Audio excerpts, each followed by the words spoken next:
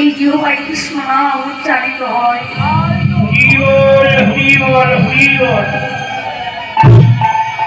জানতে হবে সেই হলো প্রকৃত বৈষ্ণব। তাই মহাজন বললেন, অগ যাহাকে দেখিলে মুখে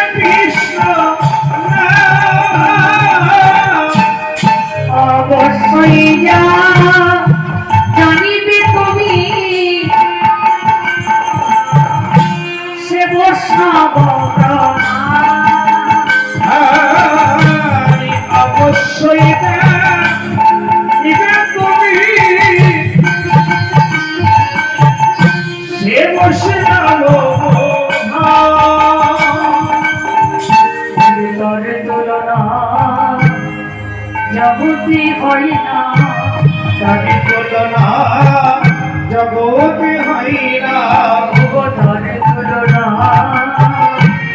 জগতে হয় না, তারে তুলনা জগতে হয় না। যারা কবুরে বলে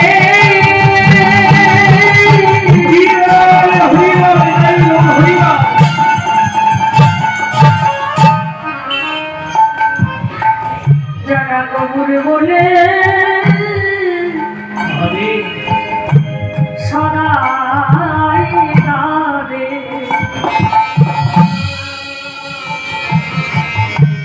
তারে তুলনা জগতে হয় না। যারা কবুরে বলে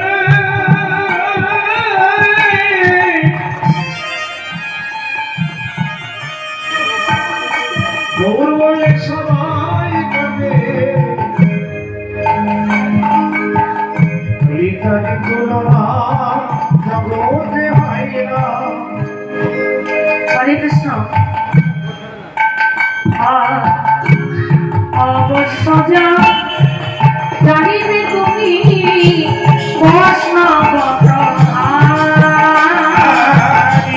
অবশ্যই জানিবে তুমি বৈষ্ণব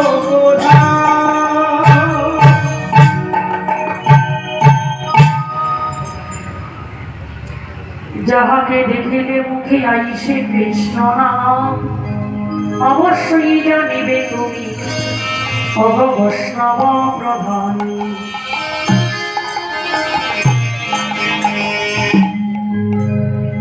ভক্ত ভক্তি যার ভগবান তার সর্বশাস্ত্রে কয়, ভক্তি না থাকিলে ভগবানকে দেখলেও বাকি হয়। আমরা ভক্তি ভক্তি করি, অনেকেই জানি না যে ভক্তি কয় প্রকারের। যারা গুরুচরণ আশ্রিত হয়েছে তারা জানে ভক্তি একটা দুটো ভক্তি নয়, ভক্তি হলো 9 প্রকারের ভক্তি। নববিধা ভক্তি কি কি? যেমন শ্রবণ, কীর্তন, স্মরণ, গন্ধ, মার্জন, দাস্য, সত্য, পদসেবন, অবশেষে আত্মনিবেদন। এগুলো নববিধা ভক্তি, 9টা ভক্তি। নববিধা ভক্তির মধ্যে সর্বপ্রথমে বলা হলো শ্রবণ। ভক্তিযুক্ত অন্তরে যদি কেউ হরিনাম গাইতে না পারে, সে যদি নাম শ্রবণ করে তাহলে সে পরীক্ষিত মহারাজের মতো সর্বপাপ থেকে মুক্তি পেয়ে গোলক বৈকুণ্ঠ প্রাপ্তি হয়। সবার আগে বললেন শ্রবণ, তারপরে বললেন কীর্তন।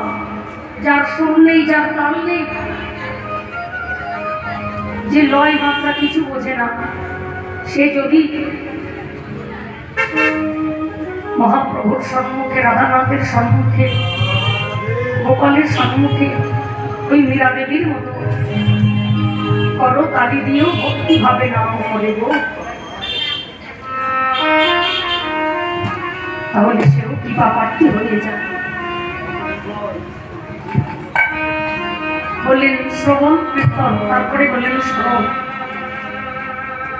সাততলার পরে বসে হোক, মাঠে হোক, ঘাটে হোক বা গাছতলাতে হোক, যে যেখানে বসে, যে অবস্থাতে বসে তার ভক্তি যদি সঠিক হয়, তার ডাকাটা যদি সঠিক হয়,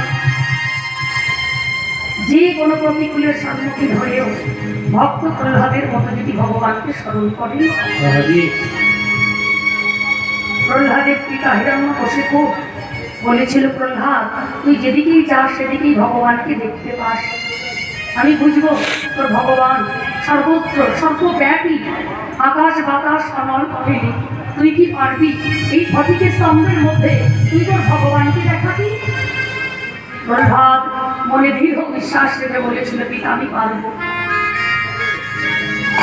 নয়নের জলে মুখ ভাসিয়ে যখনই ভগবানকে স্মরণ করলেন, ভগবান তুমি যদি ভক্তের ভগবান হো, আমি জানি তুমি সর্বত্রই বিরাজমান, তাহলে এই ফটিকের স্তম্ভ ভেদি করে তুমি একবার প্রকট হও, তুমি একবার আমার মনে রাখো।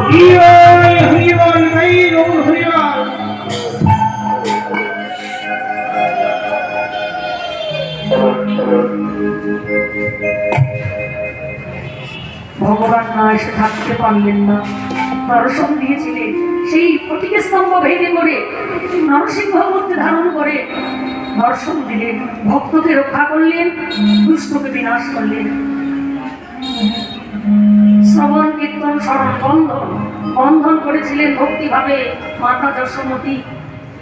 এমন বন্ধন দিয়েছিলেন তাকে, জন্ম জন্মান্তরের বন্ধন, যে বন্ধন ভগবান এড়াতে পারলেন না। তাই তো সেই গোলকের প্রতি পুত্ররূপে মায়ের কোলে আসলেন। কে বলেছে ভগবান ভক্তের কাছে আসে না? ডাকাটা যদি সঠিক হইব, যে ডাকার মধ্যে চাওয়া পাওয়া ছলনা থাকে না, সেই রকম ভাবে যদি কোনো ভক্ত ডাকতে পারে, ভগবান আসতে বাধ্য। তাই যদি নাই বা হতো, ভগবানের নিজ মুখশ্রুত বাণীটাই মিথ্যা হয়ে যেত। ভগবানের নিজ মুখশ্রুত বাণী তিনি বিদায় বললেন, অনন্য চিন্তা তেমাং যোজনা পর্ষ পশ্চাদে সাংনিত্য যুক্ত নামে যোগে খেব বহম বহম। আমি ভগবান ভক্তের বোঝা মাথায় করে বহন করি করেছিলেন। শ্রবণ কীর্তন স্মরণ বন্ধন অর্চন ভগবানের অর্চনা করেছিলেন। বৃন্দাবনের মীরা দেবী বিনা প্রেম সে নাহি মিলে সেই ব্রজেন্দ্র নন্দন। সভ্যভাবে বেঁধেছিলেন ব্রজের শাখাবন। কখনো নিজেরা খেয়েছে সেই উচ্ছিষ্ট ফল নিয়ে, একটু ফল নিয়ে ভগবানের বদলে তুলে দিয়েছিলেন। একই অনুরাগ, একই সত্য প্রেম। এমন প্রেম না হইলে কি ভগবানকে সক্ষ প্রেমে বাঁধা যায়? কখনো কাঁধে চড়েছি, কখনো কাঁধে চড়িয়েছি। শ্রবণ কীর্তন স্মরণ বন্ধন অর্চন দাস্য, দাসত্ব করেছিলেন কে? আমরা তো মানুষ অতি উচ্চ স্তরের জীব। 84 লক্ষ জনি ভ্রমণ করে মানব জন্ম পেয়েছি। কতটুকুই বা করতে পারলাম ভগবানের জন্য? শুধু এলাম খেলাম আর চলে গেলাম। কিন্তু পশুকুলে জন্ম নিয়ে, কপিকুলে জন্ম নিয়েও তার জন্ম ধর্ম হয়েছিল। এমন ভাবে ভগবানের চরণে সে দাসত্ব করলেন, এমন ভাবে সে ভগবানকে ভালোবাসলেন, পশুকুলেও তার জন্ম ধর্ম করেছিলেন।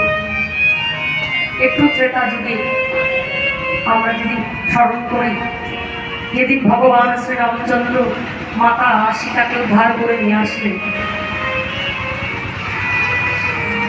মাতা জানকী লক্ষ্মণকে বলছে, লক্ষ্মণ আমি সকলকে দেখতে পাচ্ছি, কিন্তু আমাকে উদ্ধার করার জন্য যার আপ্রাণ চেষ্টা, যার এত পরিশ্রম, কই তাকে তো দেখতে পাচ্ছি না।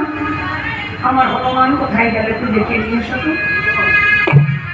লক্ষ্মণ গিয়ে বলছে, হনুমান এখনো বসে আছো? চলো চলো, মা তোমাকে ডাকছে, চলো মায়ের কাছে চলো। হনুমান দ্রুতগতি এসে মায়ের সম্মুখে যখনই দাঁড়িয়েছে, মা হাত দুটি বাড়িয়ে